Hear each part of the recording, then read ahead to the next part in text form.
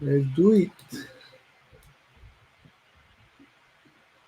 Hey, welcome everybody. This is Eric Abbey joining you once again at noon Central Standard Time for Just One Dime's special arbitrage program. We're going to focus on questions and answers regarding arbitrage alone during this hour, and I want to welcome you to join us with your questions and your thoughts. I want to extend to you a happy new year. You made it to 2020, and as we start off on a new decade, I'm wondering what you're thinking about resolutions and goals and what you want the year before you to look like. And one of the things that we're excited about on this program is the fact that you can add margin to your budget. So it might be a good time now that we're at the front end of the year to think about and dream about what could you do with an extra $100, extra $250 a month, extra $500 a month. What would that enable you to do, give you the freedom to do? Could you pay down debt? Could you begin to realize some of your goals? Could you serve and spend time with your family in ways that you never have been able to do before? That's what makes us excited about selling on Amazon. My guest, Allan Urizar, does arbitrage on Amazon. Say hi. How you doing? How's everybody doing? Allan and I are coaches with the Just One Dime membership, Amazon Arbitrage Mastery, and you can check that out below. The link is embedded in the description right down there. And we want to invite you to become a part of the membership. Again, New Year's often is a good time to say, you know what, I'm going to get serious about setting some goals and achieving some goals, and I'm really going to go after it. And the investment that it costs to become a part of the membership is well worth it. I'm convinced that by the time Christmas 2020 rolls around, you'll be able to look back and see the fruit of that decision. And so let me encourage you to take a look using the link below. What we do isn't rocket science, and yet it's really helpful to have a community to help you troubleshoot difficulties and to think through what you're doing as you launch your business. And I wish when I was starting out selling on Amazon and doing arbitrage that I had some instruction to know how to really think about specific products, do good research so that I was confident in my decision making, because once I got to that place, I could really propel my business. But when I was on my own trying to do that, it took, goodness, months, and it really took a couple years before I really had my feet under me and felt like I had established a business. We're seeing members do that much quicker because they're taking advantage of the instruction that's available, the help that's available, the support that comes with the community. So again, check out the link below. What we do is simple. We find discounted products in one market. Usually in retail arbitrage, it's our local shopping area where we can hit clearance sections of retail stores, or outlets, going out of business sales, things of that nature, and then turn around and leverage the market that's available on Amazon.com and sell those products at a higher price. And we can take advantage of the profit. And if you do that little by little, it adds up. So if you're able to sell a couple hundred items a month, you can really multiply your profits and be in a good way. And Amazon enables that to happen because they have the infrastructure in place, and then they've laid the table, so to speak. They've set the table so that you can take advantage of that infrastructure. Fulfillment by Amazon enables you to send all your stuff to an Amazon warehouse, and they store it. And then every time you make a sale, they pick it off the shelf, they pack it, they ship it, they handle customer complaints and customer returns. And it really enabled me to scale my business because I could sell 5 or 6, maybe 10 items on eBay, and I could make a little bit of money. But to take it to a place where it was really getting me margin in my budget, I couldn't really pull that off. I've always had a full-time job and a family and other things I'm trying to take care of. Amazon FBA allows me to scale my business, and they do the bulk of the work. Nina, Happy New Year to you. Salima, welcome. Simsek, Ryan, Taborko, Tibor, I'm glad to have you guys with us, and I'm wanting you to ask your questions and give your thoughts. Tell me what your goals for 2020 are. Tell me what your approach to selling on Amazon is. You know, there's a lot of different ways you can do things. You can brand your own products through private label, and Just One Dime excels at coaching people to do that. In fact, there's a link, membership link below for our private label, Amazon Arbitrage, Amazon FBA Mastery membership as well. You can do wholesale, which a lot of people have found to be lucrative. Some people do drop shipping, though we don't recommend that. We like to focus on arbitrage, and for the purposes of this program, we're going to focus on arbitrage. And let me show you, Allan, if you don't mind, a recent haul that I made. I'm going to share my screen and just show show the pictures here. I found out, so I was driving about a week ago. I was driving and got a call and answered the call. And my buddy Jerry said, "Hey, I just left the mall, and my son and I made good on some deals, and I wanted to let you know that they're available." So one of the things that has happened for me is, I've kind of gained the reputation. My friends know what I do, and every now and then when they happen on sales and stuff, they'll shoot me a text or give me a call and let me know. So I had no idea this store was going out of business, but when Jerry turned me on to it, I went over and checked it out. Now, my dad was visiting for New Year's Eve, and so I grabbed him and said, "We're going to the mall," and we took a look at what they had, and I felt like we really hit a jackpot. We left purchasing around 140 items. As you can see in the picture, the majority of those were shoes. There's a lot of stuff in this store that I was restricted from selling. I probably could have purchased twice as many things if I didn't have restrictions. But, you can see I got some Nikes, some Adidas, some Pumas. Usually I'm restricted in Pumas, but those went. And I got a nice receipt for my reward and hopefully profits to boot. So, that produced pretty significant opportunity for me. Just about each pair of shoes that you see there is between 90 and 120% ROI, as I'm predicting it. So, I think the few $1,000s I spend on that haul is going to produce a pretty good profit. And I had my dad helping, so he and I were able to bang out the shipment, and we got it to UPS Friday, and it should go live in just a couple days, maybe 3 days. So pretty excited about that. What we're doing in arbitrage a lot of times is going on little treasure hunts, and we're looking for opportunities. And so, my buddy gives me a call and turns me on to some potential treasure. We go over and look around, and sure enough, there it was. And as we talked to the manager, he worked with us. I went and took a bunch of my boxes from home, brought them in. The manager had a couple dollies, and they were happy to work with us. They're looking to get rid of stuff. And so they worked with us. He inspected each box. He and his employees worked through every single box I bought. They inspected them to make sure it was the right size. And they even removed some labels for me. And we were off and running. And I'm interested to stop back there in a couple of weeks and just kind of keep my eye on what's going on, because if they knock prices even lower, there's some additional stuff that I can grab. So this is what's fun about arbitrage. There are opportunities like this all over the place, and you just kind of have to have your antenna up or talk to your friends so that their antenna are up on your behalf, and you can turn significant profits as a result of doing that. Allan, have you had any opportunities or experiences with going out of business sales?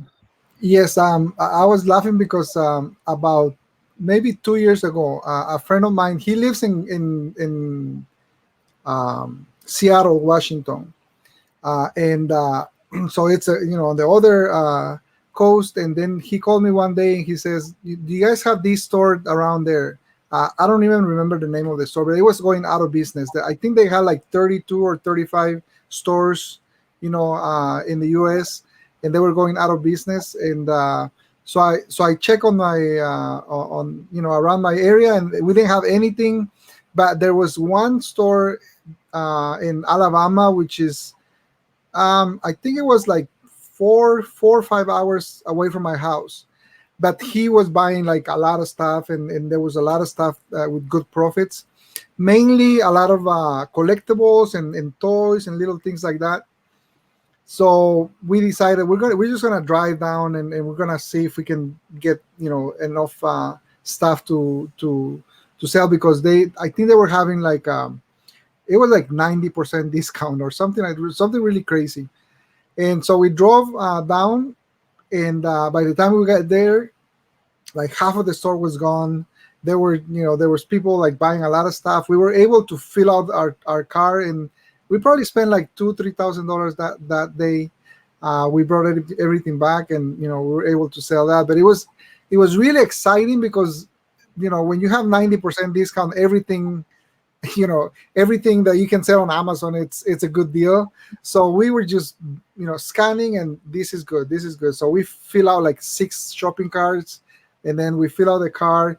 We didn't have enough time to go back because by the time we left that day, it was like pretty much over. But it was pretty crazy and very exciting because everything we got there, we had like really, really high profits. Yeah. Yeah, I've hit a number of opportunities like that, and they're really fun to jump on, and they're out there. I mean, these sorts of things are happening all the time. I mean, over the 5 years that I've sold on Amazon, I could probably think of 7, 8, maybe 10 different examples that happened at different times, and those are kind of significant closings that I jumped on, made multiple trips, had huge lows. But then there's smaller scale opportunities, which is often what we're taking advantage of in the world of arbitrage. I don't know why the local Lowe's here chooses to offload certain products when they do, but when they hit the clearance end caps, often, the store manager just wants to create space and get rid of a discounted item or something, or there's a seasonal item that now they're revamping how they do their shelving. Whatever the reason is, I don't really care what it is. Whatever the reason it is, they're just eager to see that go, and so they're often willing to offer pretty deep discounts, and that's where we're just being opportunistic to jump on that. So often the low price market, we're taking advantage of it, is a bit of a flash in the pan market, but we're just catching it when it dips low. We grab those items, and Amazon's very steady. In large measure, you've got people from all over the country, even all over the world, shopping on Amazon.com, and it kind of ups the ante and allows you to leverage what really becomes a higher market because you're taking advantage of these sweet discounts. One other thing I wanted to show you, and I want to see questions come in, and we'll get to those in a minute. I want to be active doing Q&A, but I just want to give you guys some time to think through that and ask your questions. And I want to try to convince any of you naysayers out there, or any of you skeptics, that Amazon is an arbitrage on Amazon is alive and well. There are opportunities that you can find. I've been doing this for over 5 years, and I continue to find opportunities. There's seasons where I'm discouraged, but overall, if I hang in there, then I hit ones like I just showed you. Or, this is kind of a run-of-the-mill thing, but I just found this recently in a clearance section. This is a wood pellet grill cover. It's a specific variation of that called Tailgater. And if you see here, let's see if I can get it to you. The price is $12 on this item. And so I got this item. I got several of these. Found them just last week, and I thought I'd hang on to one to show you guys. And so, I was in the clearance section, and I scanned this, and what the app on my phone allowed me to do is to see that this was listed on Amazon, and then it allowed me to look at the Amazon listing. So this grill cover, this Tailgater grill cover that I found in the clearance section for $12 is listed on Amazon like this. Now, first thing I did was to just assure myself that this was an exact match. So the brand is identical. It's Pit Boss. It's the same variation, because even in that aisle, there were multiple grill covers that looked similar, but there were 4 or 5 different variations. And I bought all but one, I think, because they were all really good. But I make sure that this matches exactly. I look at the pictures. I look at the description. The UPC code had already indicated to me that this was a match, but I double check. And then I took a look at this BSR, 88,540, which, at first blush, if you're a beginner, might just sound like a huge number. But we recommend you stay within 2%, and RevSeller tells me that this is within 2%. And when you've got huge numbers of items in a category like you encounter on Amazon, then larger numbers are still going to be significant BSR. So a BSR under 100,000 is often, depending on the category, but often, going to be a good seller. And what you can do is you can use Fba Toolkit, which is right here, and you can find the same category. So if you look at what I have, the information that RevSeller gives me, I can see that this is in the patio, lawn, and garden category, and the BSR is 88,540. So if I go over here, find patio, lawn, and garden, and put 88,540, I can make this a little bigger so that you can see it.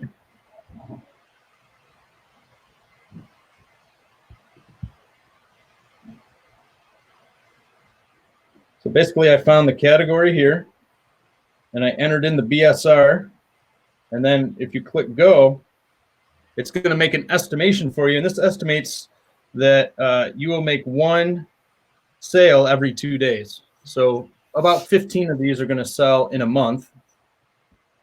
And then I took a look at my competition, and there's one other guy selling this product as an FBA seller. And so if he and I have equal opportunity at the buy box, we're each going to sell 7 or 8 in a month's time. So I have pretty good confidence I could buy this product and I could sell 7 or 8 of them in the next month. That's how the BSR is really giving me confidence in my buying decision.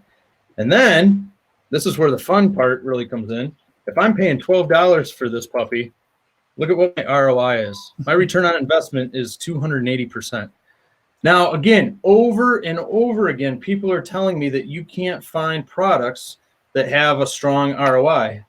Eric, all the products I scan, I can only find, 40% ROI, 50% ROI, which you can make money doing. It's not the end of the world, but I like to hold my feet to the fire and try to find items that are at least 100% ROI. And then every now and then, you really hit one out of the park. And so I think there were 3 or 4 of this specific variation, and then there were 3 or 4 other variations. I ended up buying about a dozen of these grill covers, and I'm excited about them. I'm expecting that they're going to produce a good profit. So that's kind of how Arbitrage works. I used my Amazon seller app on my smartphone to scan products in this clearance section, and that's how I discovered this opportunity. Again, little treasure hunt. There were a bunch of items I scanned, and they either weren't for sale on Amazon, or they couldn't make me money, or they had no BSR. The BSR was extremely high, and I'm like, well, that's a nice looking product, but it's not going to sell. And so what we're wanting to encourage you to do is to use the data that Amazon gives you to make decisions. I'm confident, I have no doubt in my mind that this is going to sell and make me really good money. No doubt whatsoever. So I could buy with confidence. And look into the membership. If you click the link below, we go into all of this stuff in great detail so that you can actually build a business on the data that Amazon gives you and have confidence doing it. And you can be successful. So any questions about any of those things, we're here to take them. And we want to encourage you and help you think about your goals for 2020. We want to help you think about how to execute when it comes to building a business and doing arbitrage on Amazon. So let's take a look at what you guys are thinking. I'm going to grab a drink. Allan, do you list your products on Amazon and eBay at the same time via Joe Lister? No, I used to do it that way, but the problem that I had with my business model is that I usually only buy 2 or 3 units of each item, and what happened was that I will list everything on Joe Listers, sync it with eBay, and every time I had a sale on eBay, I will go back and to my luck, it was something that I was already sold on Amazon, so I will have to cancel that order and then get into issues. So I decided we're not gonna sync it that way because it seems that the items that sell faster are the ones that are selling very fast on Amazon. So what we do now is we don't use Joe Lister or any other tool. And I only list items that I've had on my inventory for at least 3 months. So if something is on my Amazon inventory for 3 months or more, I usually will list it on eBay. I do it manually, and I just leave it there because I know those are the ones that I need to, try to sell somewhere else. But the ones that have great margin and great BSR on Amazon, I know I'm gonna sell it on Amazon, so I don't have to worry about having to sell it on another platform. I only try to use eBay so I can sell the items that are not selling fast enough on Amazon, or the items that I couldn't sell at all, or I had to return or get them back from the warehouse. I try to sell them on eBay. So those items that have exceeded the 3-month mark in your Amazon FBA inventory, do you create a removal order and bring them back and then sell them, or do you sell them through the FBA channels? No, I just do an Amazon fulfill order, and that's it. If I can sell them before I have to remove them. So what you're telling me is that you can sell on eBay through the Amazon FBA system. Yes, once you get the order on eBay, then you go on your inventory on Amazon, and then you do a fulfillment order, which is an option that you have, and it will ask you, the customer name and everything, and they will charge you only the pack and prep and ship and everything. They don't charge you the commission, the affiliate commission. So in your experience, the fees that it costs from Amazon to do that are not inordinate. That it works. No, usually we'll have enough profit margin. Good. Yeah, I only use eBay I use it to kind of sell off the things that I can't sell on Amazon as well. So if I get returns, many returns I can resell on Amazon because they're not damaged. Right. Shoes get returned a lot. That's the downside. The good side is the vast majority of shoes that do get returned, I find you can turn right around and resell because they're in good shape and nothing's been damaged. The shoebox is still good. And I rubber band the shoebox. So if I need to replace the rubber band, that's pretty feasible to do. But a lot of items that you get, might be open box now and you can't resell them on Amazon. I'll sell those on eBay. Sometimes I buy products by mistake and it turns out I'm restricted. Yeah. Or I buy them, I'm not restricted, but after I buy them, I become restricted. And now I can't sell those on Amazon. I'll turn and sell those on eBay. Sometimes I get items that become hazardous materials and Amazon doesn't allow me to sell them because Amazon precludes you from shipping any hazmat items via FBA unless you get special exception. And those I often sell on eBay. So I use eBay as kind of a cash flow opportunity for anything that I've considered a loss in my Amazon business. So hopefully that's helpful, Salima, as you think about eBay and kind of what to do with utilizing eBay.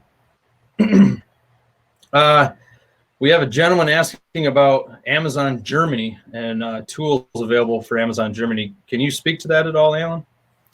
No, I haven't found a lot of tools for Germany. I think the best tool to use is the Amazon Seller app. As long as you can find the rank on that product, and then if you use like the way you showed where you can see the other sellers and how many sellers does he have. I don't think the demand is as high as the US, so you probably won't have a lot of competition. But if you're trying to sell in Germany and doing retail arbitrage, I think all the rules all the recommendations apply. But I don't think there is a lot of tools that will give you all the data very fast and right on the screen so you can analyze the products. You just have to do it manually a little bit more. Yeah, it seems like the EU market is growing, and so I don't know. It seems to me that there's going to be more and more things available to do Amazon in the European Union.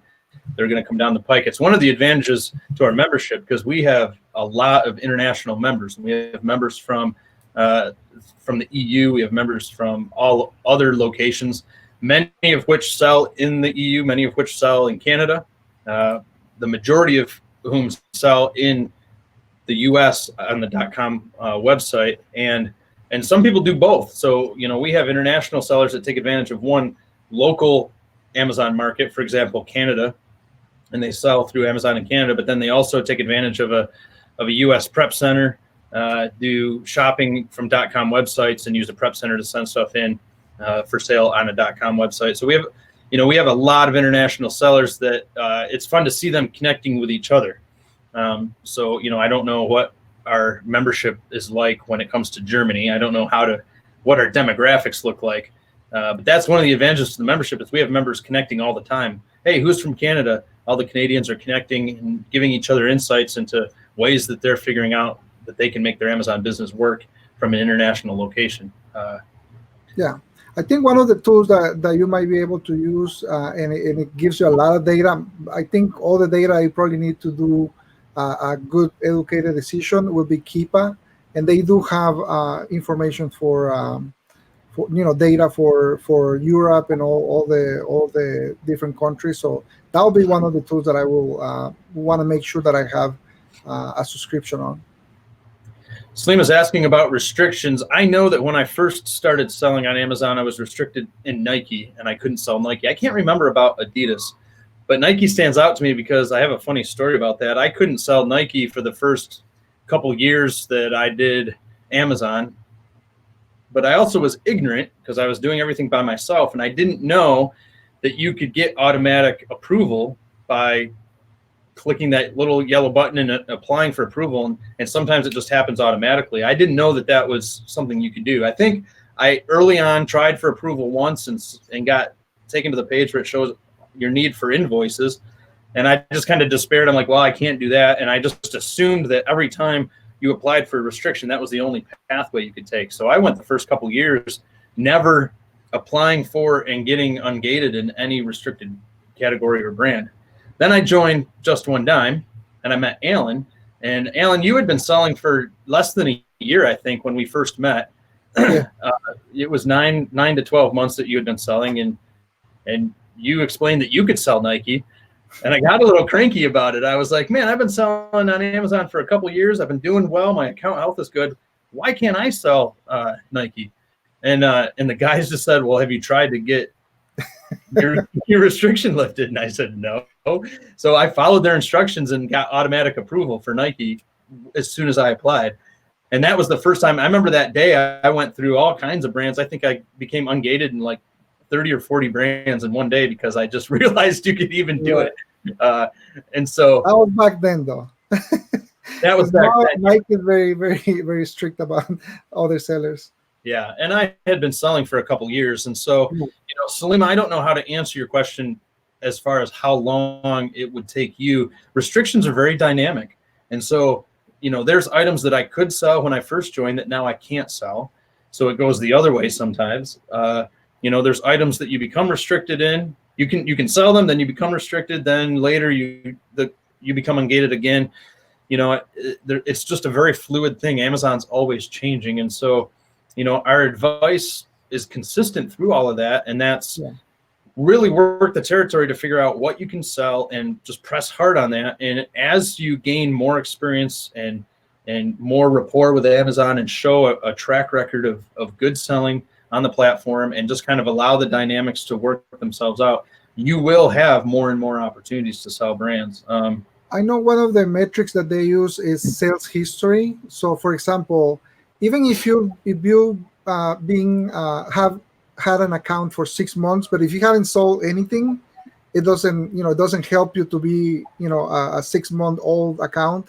But if you've been selling constantly, on those 6 months and your sales history has been increasing, that's going to count. And I've seen some of the members of the community that they start selling little things and a lot of small stuff that has a very, very small profit, but they start building that sales history, and within 3, 4, 5 months they start getting ungated for a lot of big brands. That doesn't mean that you have to only sell those items, but if you start building that sales history, Amazon likes that and they kind of use that on their metrics. Yeah. So our advice is to get busy finding items and selling items. When I played varsity football in high school, and I loved it. It was a blast. I miss Friday nights under the lights because it was really fun. But I'm 5'9", and I'm not very impressive at all, and I wouldn't consider myself a natural athlete. Now it helped that I went to a really small school, so I only graduated 60 people in my high school class, so there wasn't as much competition, and I didn't grow up in Texas or these other places that has huge competition. But I just learned early on that the coach really noted the guys that put in work and hustle. And I can just remember our coach barking over and over again, hustle, hustle, Abbey, hustle. I mean, that was just his thing.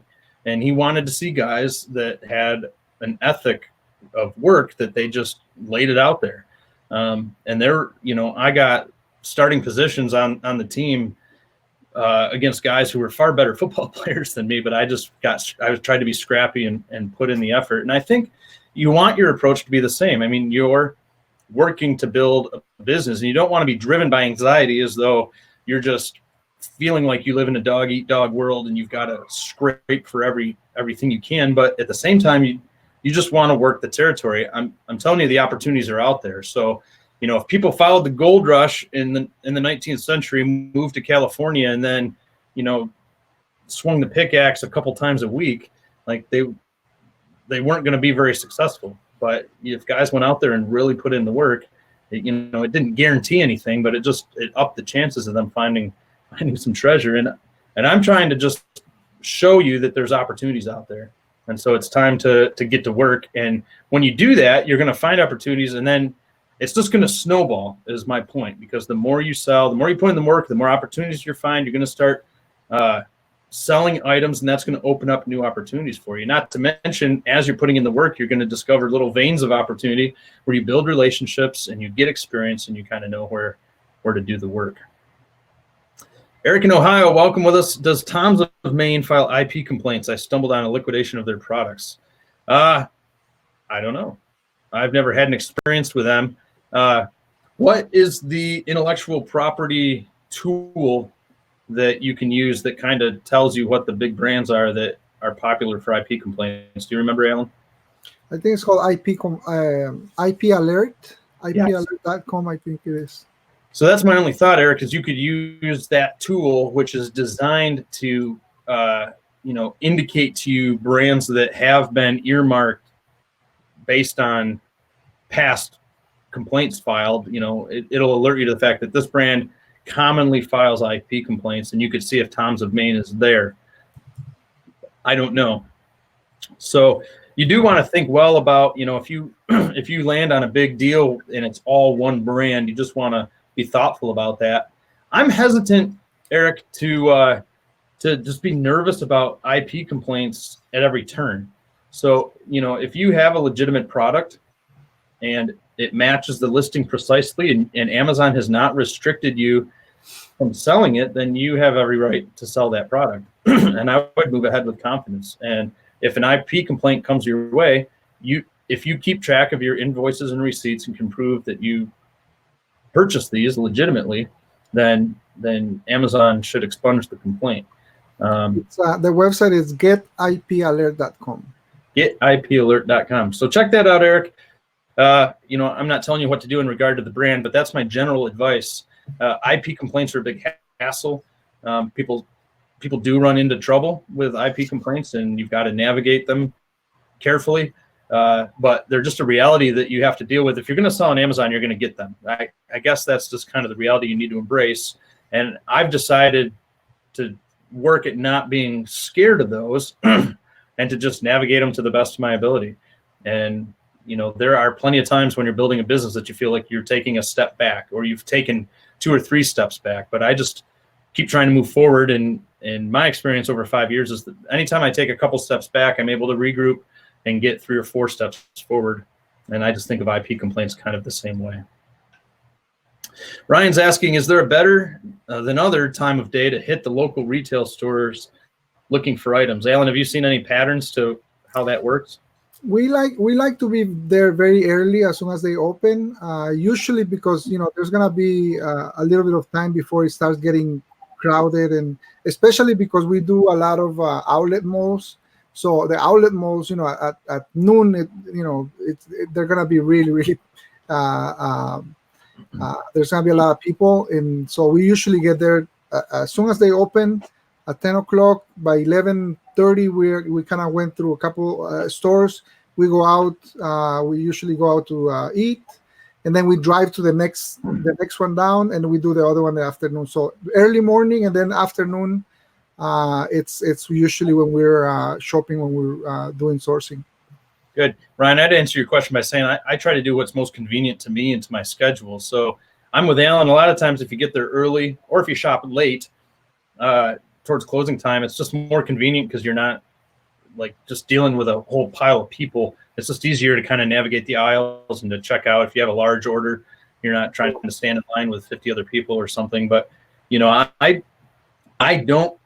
haven't ever been able to identify a particular time of day that is any better than another as just a flat, I like to relate to managers and the store clerks and stuff. So I do like times that are less busy because I feel like they're more available. And maybe early in the morning, they're fresh. So they're more likely to be in a good mood and not worn down by a day of working retail. But I cram my shopping into all the corners of my schedule, and so if I have a lunch break, I might shop. If I'm running errands, I might shop. If I just can grab an hour in the day, and I'm always communicating with my wife and trying to figure out, when can I best use my time so that it's not becoming a major inconvenience to my family. And so I'd rather let that drive the schedule than kind of deciding ahead of time when I think stores will be available. Hopefully that's helpful. Aaron, thanks for props on the membership. He joined just recently, and he's saying that it's worth the price of admission. If you view this membership as an investment, I promise you'll get a return on your investment. I'm convinced that it will work. And then it helps your approach to the whole thing feel different because you're investing in a business that you're going to build for the long term. So click the link below and check out Amazon Arbitrage Mastery. I know that you'll be blessed if you join our membership. And then you can work with Aaron to try to add margin to your budget. He asks, let's see, you buy a product from a vendor on the leads list. So what he's talking about there is if you join our Amazon Arbitrage Mastery membership, you can choose to sign up for a free month of arbitrage leads that allow you to find, they're giving you products for online arbitrage that you can run right out, research, and purchase. And those are fed to you as a part of the beginning of our membership. So it's one of the perks that comes with our membership. In fact, if you work the territory really hard with those leads lists, to me, you could make up the original investment you had to pay to join the membership just through the leads lists. So Aaron's saying, when you buy from a vendor that's on the leads list, it's an online arbitrage deal. And if that vendor's having a clearance on other items, which they almost always are, how do you do your Amazon research when you can't get to the UPC to scan it? So what he's saying is when you're sitting at your computer doing online arbitrage, which is a really sweet advantage because, Ryan's asking about times a day. You could sit at 1 a.m. at your computer and, right now I'm looking out the window and it's snowing here in Vermont. You can sit by the fire in your pajamas and you can do arbitrage. And that's the nice thing about online arbitrage. And what I do, Aaron, is I simply find an item in that clearance part of the website that looks like a potential deal to me, and I copy and paste the title of that item right into, I go to Amazon.com. I use tabs on Chrome, and so I just click from tab to tab, copy, paste, Control V, that puppy right into Amazon, and I search on Amazon to see if it's available.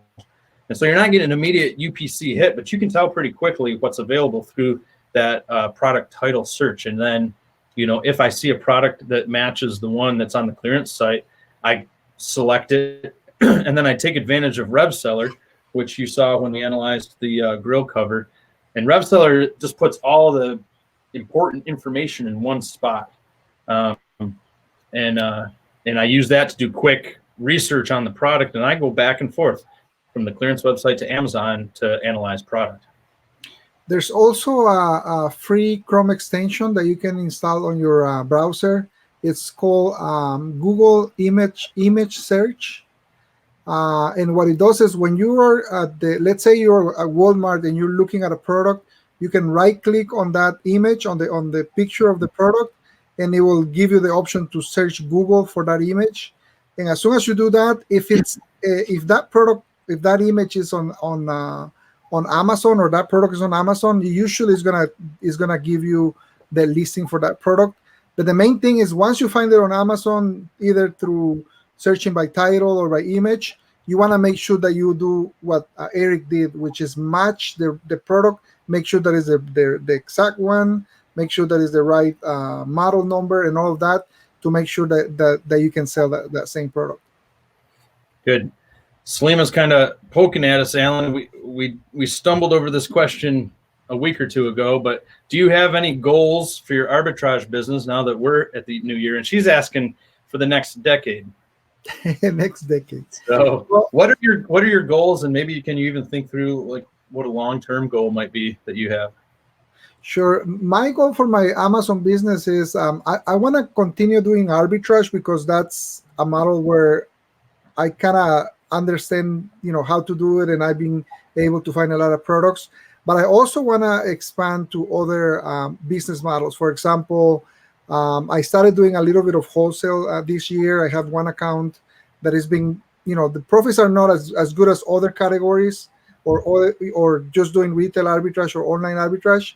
but it's a good, it's a good profit margin. And then my other goal is to expand to private label, and it's been always the goal to have a private label product.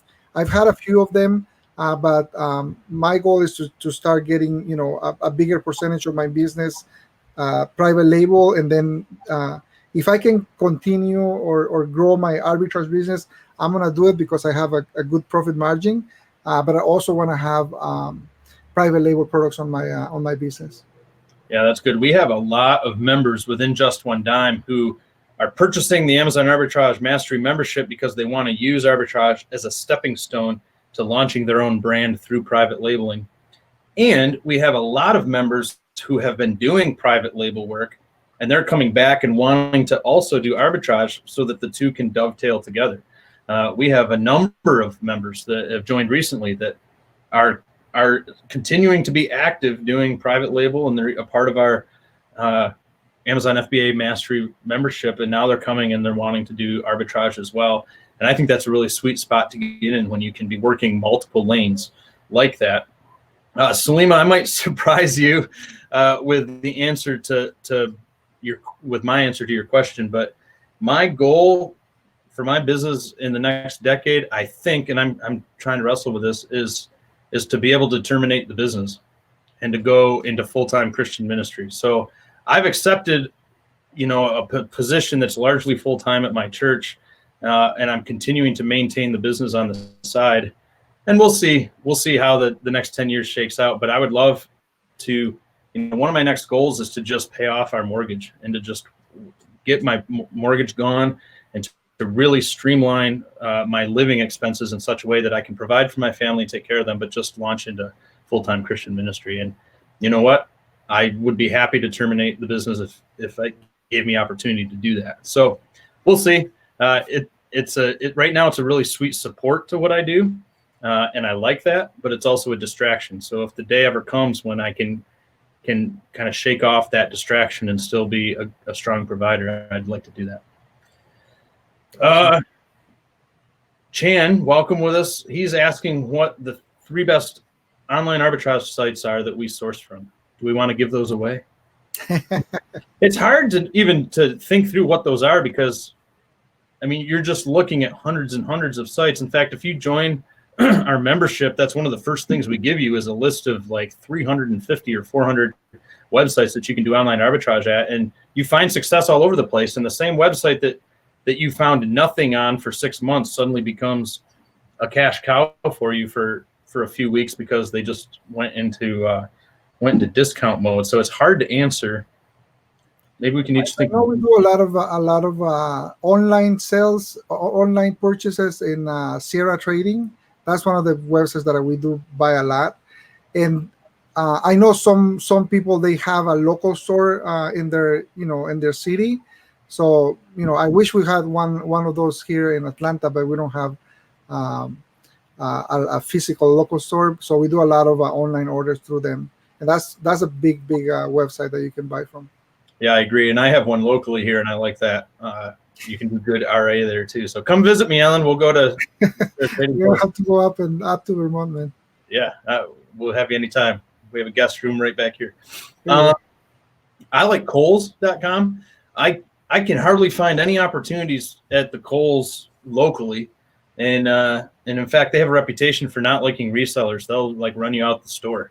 But online, I've submitted large orders on Kohl's.com and never gotten any pushback on buying too many.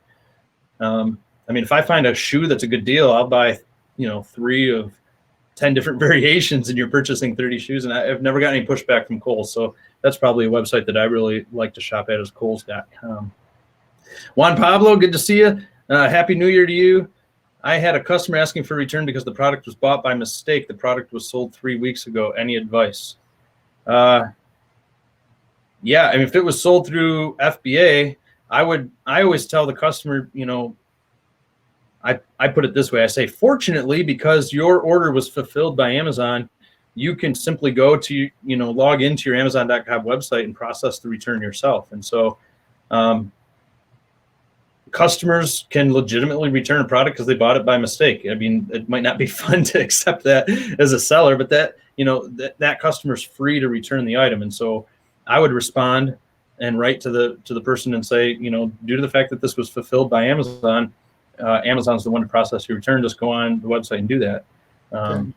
If it's within the 30 days, that's why Amazon became one of the biggest stores, because people can buy and return, no problems, and they can find the best prices on Amazon. So it's just part of the business, and you'll get returns every day. But within the 30 days, it's just as easy as just going and getting that process. Yeah. Salim was asking about credit. I wouldn't say that I've funded my business with credit cards. That seems like a kind of a scary proposition to me, because that's going to get you into trouble really fast. And so I would recommend that if you're going to use credit, you're going to use it wisely and carefully and not get yourself into trouble. Credit card debt is one of the worst things that you can get snarled up in. Interest rates are astronomical. But having said that, I certainly use credit cards to move my business forward, or just as a means by which to do business. So I have a good business credit card. It's got a limit that exceeds 20 grand. So I have plenty of spending room. I get 1% on all my purchases. So I like that. If I spend a bunch of money doing arbitrage, I just get 1% cash back automatically. And I enjoy that. I like that the credit card buys me time, so if I purchase an item now on credit, I don't technically have to pay for it for another 30 to 40 days. And in arbitrage, that's cool. I mean, you can buy a product on your credit card and sell it and get payment for it before you even have to pay off the credit card. So that's kind of cool. But I would never roll the dice and say, well, I'm just going to buy a bunch of stuff on credit with the hopes that it'll sell, and then I can pay off my credit card. So every time I've used the credit card to make purchases, I've had it backed up with cash that I know I can use, because the last thing I want to do is to get in trouble when it comes to credit. But Salima, yeah, I think there's a lot of advantages to using credit cards. There's perks, and that's how I do it. But I would be pretty hesitant to just shove off and use credit if you don't have it backed by cash. One Rise LLC, welcome. What's the best way to find and connect with manufacturers for products? That's probably more of a private label or wholesale question, but Allan, what are some ways that you've been able to connect with manufacturers, or maybe authorized suppliers? If it's for wholesale, there's a lot of websites that are directories where you can just find a directory of wholesalers, or directory of authorized distributors, and they will give you all the different information. The other way is you can contact the manufacturer directly and ask them, who's your authorized distributor, and they will give you the information, because a lot of big manufacturers, they don't sell directly to other wholesalers. They just give everything to a distributor, and they have to take care of that. So there's you can find them through that. And then if it's for private label, mostly a lot of people are going to use Alibaba, DHgate, things like that.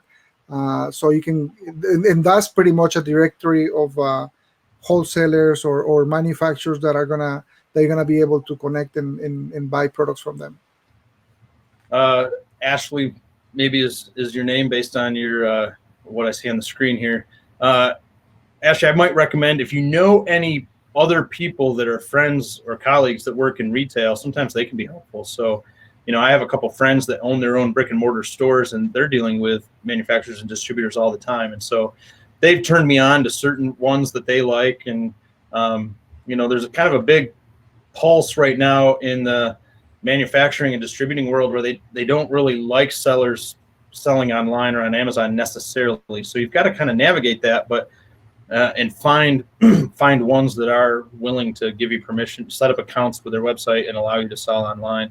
But they're out there. And so sometimes just talking to other people who do in the retail business can give you some leads to be thinking through that. Victor, Happy New Year. Are you guys going to Ecom 2020 in London? I am not. Are you, Allan? No, I'm not. I just came back from Europe. Yeah, Alan was a traveling fool just recently, so he's wanting to stay home for a little bit, I think. I'm not planning to go over there. We do have our what are we calling it, Alan? Our conference coming up down in Austin, Texas, May 16th and 17th. Yes, I'll be there.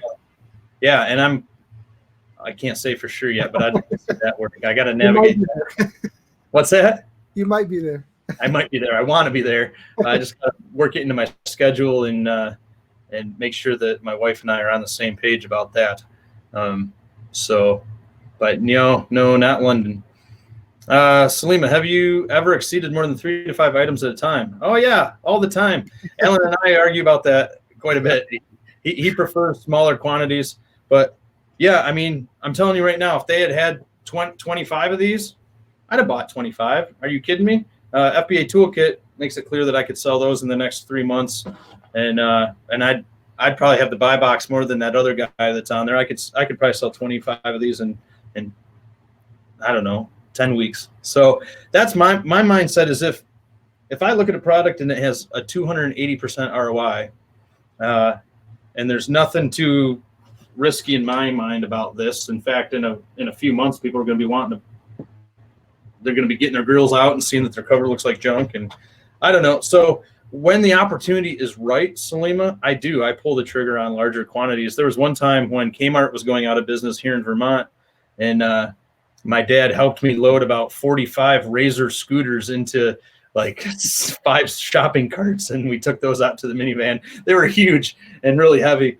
But that was in like October, November, and they sold at a blistering rate, and I made really good money. So if the data gives me a certain level of confidence, I'm willing to go and purchase higher quantities of items. You just need to acknowledge that in arbitrage, that increases your risk a little bit, because I've gotten stuck with, I have items in my garage.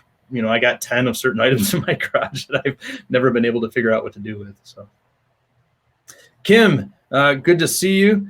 I've been watching videos for a couple of months now, and I'm wondering how long you all spend working on the computer, shopping, etc. I probably do 10 to 15 hours a week is what I try. And I work really hard at keeping it down. She says, I'm weighing that against actual time I spend at my current job. I have a different perspective than a lot of people.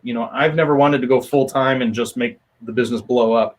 And that would maybe take more time. I think Alan probably spends a lot more time because he's not doing something else. But I work really hard at keeping the amount of hours I invest in the business down, because I want the business to be serving the other things I'm doing. And I have a wife and 4 kids. I have a church ministry that I'm passionate about. And I don't want the business to overtake those things. So I work in close connection with my wife and get lots of feedback from her to evaluate how is our rhythm of life going, and is the business starting to, choke out these other things. But as I do that, I'm probably, to answer your question, I'm probably working between 10 and 15 hours a week on the business. There's weeks that's a lot more, weeks that's a lot less. Alan, what would your response be? How could you help Kim think through weighing the amount of time she spends? Well, for me, it's a little bit harder because I do this full time, and I don't have only my Amazon business. I do have other ventures that I have with Just One Dime and other things that I have on my own, all online. So I do spend a lot of time, and of course I'm here at home. So we go out to lunch, at any time, and we go to movies, and we go, out with family. So I don't have to say I cannot go because I'm working.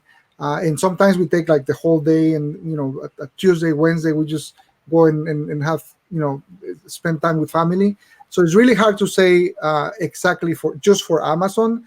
But in my schedule, I only have 4 hours scheduled for Amazon a day, Monday to Friday. So I only work 4 hours a day on Amazon, according to my schedule. But I do spend more time because we have to meet with other people that works with us, and we have to find products, and then we go out to source and things like that. But I would say if you're just starting up, and you're just doing it part-time, I would say with 2 to 4 hours, you will have enough time to really build a business uh, where it's profitable. Yeah, the great thing that I love about selling on Amazon and doing arbitrage is that it's flexible, and so you can put as little or as much time into it as you want. And you could start out small. You could start out with it just being something that you easily manage to the side because you're only doing a few hours, and you kind of watch it and see how it works. And that's how I did it. And what was fun is I started seeing like, man, I can make $100 a month pretty easy. So if I just kind of doubled the time I put in, and instead of doing it 3 hours a week, I do it 6 hours a week. Like, what if I could be making a couple $100 a month? And I just started to gain a vision for it and some confidence. And, to where I was in life at that point, I could, add 2 or 3 hours a week to my schedule without it being much of a burden at all. So the bigger it got and the deeper into it I got, I started having to make decisions that were going to affect my life and my family. And so, how hard do I want to push? But you can adjust all over the place. And if there's a circumstance that comes in on your family, you can pull back from the business, or, even week to week, month to month, I'm spending more or less time depending on what the other rhythms of my life are kind of dictating. So, Kim, I think it's a sweet opportunity to get in and start doing it alongside your current job, and then just see where it goes, see where it takes you, and, invest the time that you have and watch for what kind of return you get, and then see if you can adjust that accordingly. Salim asked if Amazon app works on pictures when doing online research for products. Yeah, I've never tried it with doing online arbitrage, but one thing to keep in mind is that not only will your app scan barcodes, but oftentimes it'll scan like the actual product. So you could back up and scan the picture, and it'll read like the words that are on the picture. And sometimes when I've got a really good deal in my hand that I would like to be able to sell on Amazon, if I scan the UPC code and it shows that there's nothing on Amazon, I'll double check by doing that scan, because there are a lot of Amazon listings that don't have the UPC code listed to them. And so you might find that this is available on Amazon and is a good deal for you to sell, even though you didn't discover it via a UPC code scan. And another thing you can do, again, if I'm standing here and I've got what looks like a really good product with good margin, I might take the time to, you can actually type in. Yeah. So I could go to the search window and I could type in Pit Boss wood pellet grow cover and do a manual search to see what's on there. There are a lot of times when simply scanning the UPC code won't tell the whole story. So how that translates to online arbitrage, I've never sat at my computer and scanned the computer screen. So if that's what Salim is asking, try it. I find that the regular buyer app for Amazon, the Amazon buyer app, that scans the picture a lot better than if I do it with the seller app. But that's just one thing. Sometimes I cannot find the product, and so I use the regular Amazon, the shopping app, and I scan it with with a picture, and it pops right up, so I can just go down and grab the async and then use the async for the Amazon seller app. Yeah, that's a great tip. Yeah, because in the normal Amazon.com shopping app, in the upper right hand corner, there's the same little icon, a little camera that you can click and scan. Like this and let's see. Lima's got questions here. Benefits on focusing on few categories as opposed to many different products. I don't know that there are any. I wouldn't focus on just a few categories. I search for opportunities and take advantage of every opportunity I can find. You might be able to push hard on particular categories and get ungated more quickly, I suppose would be a benefit. But I say look for opportunities and let those opportunities drive what you buy. Ideas for funding the business. Again, I think you invest what you have available to you and do it on quality products, and then allow those quality products to generate you a little more income. And that's how I did it. It grew and grew. So I bought a few things, they sold. I took the payout and I invested that, bought more things, they sold. My payout was a little bigger. I bought a few more things. The payout got bigger. After a few months, I was off to the races. And then my business generated some bottom line that I could use to invest. But I mean, you got to invest some money up front, but $100 or $200 is sufficient. It might take a little more time if that's all you have, but it's sufficient. Ashley, yeah, we don't recommend really working with manufacturers to do arbitrage because you're not getting brand products. So, to go to a distributor who has branded products, and if you can make a decent margin selling them on Amazon as a result of working with some sort of supplier or distributor, that would be a great. Now you're kind of talking wholesale. But to just go direct to a manufacturer and get some brandless item isn't really the way to go. You need to find something that matches the listing. Unless you want to go to a manufacturer, get something and put your own brand on it, now you're doing private label. And that's what our Amazon FBA Mastery membership explains and is all about. So going to manufacturers can be very advantageous. We just don't do it when we're doing arbitrage. HJ, the only thing that is stopping me from signing up to this membership is lack of live support. I'm not sure what he means by that. You get an hour of live coaching every week. In fact, Allan did it this morning, and he said it was very lively. And so as a part of the membership, when you sign up for the membership, you get live coaching every week. And the advantage of that is it's real-time interaction. You can ask questions, get answers, ask follow-up questions. It's very specific, very detailed. We tailor it to our members. And at any time, you can request one-on-one coaching with any one of our coaches. That would be available as you're navigating the membership. So HJ, I'd encourage you to look into it and check it out. Feel free to email me at eric@justonedime if you have follow-up questions about the membership. I'd be excited to talk to you about that. Hasty, hi. Chan, what percentage, I'm going to direct this at you, Allan. What percentage is your business running on with a prep center? I'm wondering if he's saying how does using a prep center affect your ROI? Well, it doesn't, because it's part of the when you're analyzing products, we use a fee to be part of the the equation to see what's the profit and ROI. So it really doesn't affect us. But we do have one sourcing agent in Florida that he purchased the product and then he takes it to a prep center.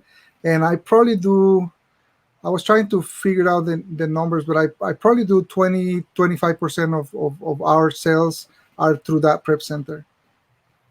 Good. Right now. TMBH83 has a question directed to you, Allan. How long are you working on Amazon FBA since you start until now? How long have you been doing this? I started June 2016, so it's been a little bit over 3 years, maybe 3.5 years since we started selling on Amazon. All right, one last question. We got to sign off here. Itzik is located in Israel. What would be the best VPN to install on my Mac for online arbitrage? That's a technical question that I don't know. Have you done anything? You're the world traveler. Do you know the answer to that? I use one that is called Hide My Ass, and it seems to work pretty good for me. But I don't, I'm not outside the U.S. 100% of the time. I usually travel a couple months a year. But when I travel, for example, I was in Europe this year, and I went to Germany and Switzerland and Spain. I went to London. I went to Paris. And the whole time I was using a VPN, so Amazon didn't know I was traveling. Every time I log into Amazon, I was in Atlanta, Georgia, and that's the way it shows when you're shopping at any online store. And it seems it worked fine for me for the whole time that I was traveling. So that might be one option. And then there's a lot of other smaller VPNs that don't have a lot of their IPs banned and recognized by the big shopping stores. So you can try other services if that one doesn't work. I see. That's good. Thank you for that. I didn't know a lot of that. Chan had a follow up. Do I use a prep center for 100% of the business, or do some prepping yourself? I do prepping myself. I do both. I've done both for some time, and I think that's what a lot of people do. And if you're in the U.S. and if you have enough time, just start doing it 100% yourself, because you're gonna save, some money.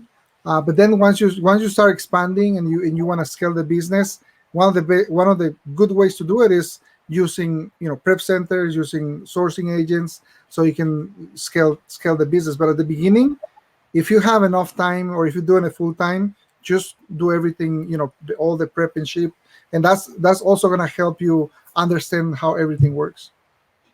Yeah, there's a lot of people that do their own prepping for RA, and then they use a prep center for all their online arbitrage. So that's another way you could think about it, is just whatever you find locally, you're going to prep yourself. Whatever you buy online, you're going to have shipped to a prep center, so that you don't have to worry about all of those. One more. They keep rolling in. Happy New Year. Is there any walk around to open a seller account in the U.S. if you're not a resident in the U.S. and your country is not listed?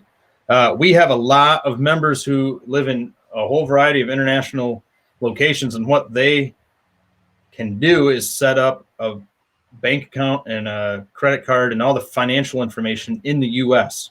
So there's a way that you can do that. You can establish all those accounts and establish yourself with U.S.-based accounts, and then you can use those U.S.-based accounts to open your Amazon Seller Central account, and then do exactly what we were just talking about. Online arbitrage, have your items purchased and shipped to a U.S.-based prep center that then can prep your items for Amazon FBA. We have a lot of members that do that. If you check out the membership, you'll find a lot of instruction on how to do that, and you'll find a lot of other people that are doing that very same thing and finding success with it. It's pretty wild. People from all around the world are selling on Amazon.com and making good money doing it, and they're taking advantage of a prep center to do that. So, well, guys, thank you for the great questions. Thank you for the animated conversation. Allan, as always, it's fun to have you here. So thanks for joining the program. Thank you, man. And we look forward to seeing you next Saturday. We'll be right here, noon Central Standard Time. Get busy actualizing your dreams in 2020. Maybe it's time to stop sitting and watching YouTube videos and actually getting out there and doing something. I'm not saying that's all you're doing, but sometimes we just need to get a little kick in the butt and get out there and get busy and take action. And that's my encouragement to you. Get your Amazon Seller Central account set up so you can go scan products. Check out our membership and join us so that you can really add margin and gain freedom in your budget in the year to come. So, guys, enjoy the rest of your weekend, and we will see you next time.